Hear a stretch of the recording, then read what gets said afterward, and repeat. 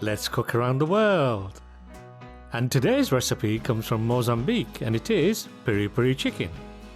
You may be familiar with this dish due to a certain cheeky restaurant chain, but did you know the origins go back to the 15th century? This is when the Portuguese settlers first introduced chilies to Mozambique. The sauce was born soon after. It was then taken back to Portugal where it became a staple part of their diet.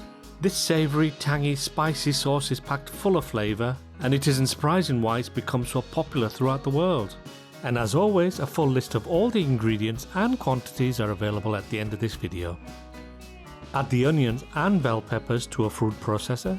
I've cut mine into small chunks to better fit my container, so cut yours accordingly. Next, add the chilies. The original recipe calls for African bird's eye chilies, but I couldn't find any, so I'm using Asian bird's eye chilies instead, and you can find these in most South Asian grocery stores. Add the garlic, the zest and juice of a lemon, the olive oil, and vinegar. Now add the dry ingredients, salt, black pepper, paprika, and oregano. Puree everything until nice and smooth. Blend on the highest speed. Stop from time to time to scrape the sides to allow everything to puree evenly. You will end up with about half a litre of sauce. Use half to marinate the chicken and the rest we will cook into a sauce. I've used 200 ml to marinate my chicken as I'm only cooking up a small batch around 300 grams. So adapt your marinade quantity accordingly. Mix well, and as I always say, the hand is the best utensil.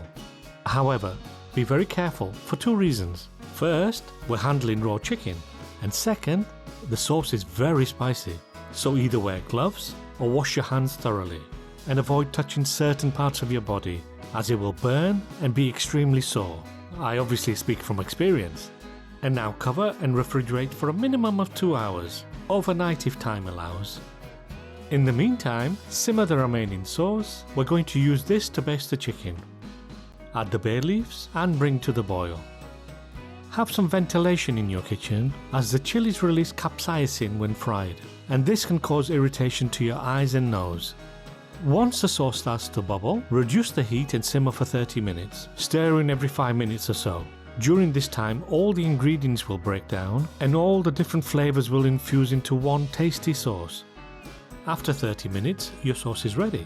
After a few hours, transfer your marinated chicken to a foil-lined baking tray. Bake in a preheated oven for 1 hour, 200 degrees Celsius, 400 degrees Fahrenheit, or gas mark 6.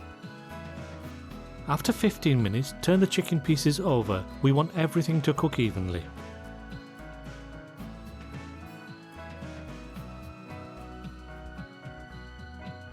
After a further 15 minutes, repeat the process, but this time we're going to baste the top with the cooked sauce.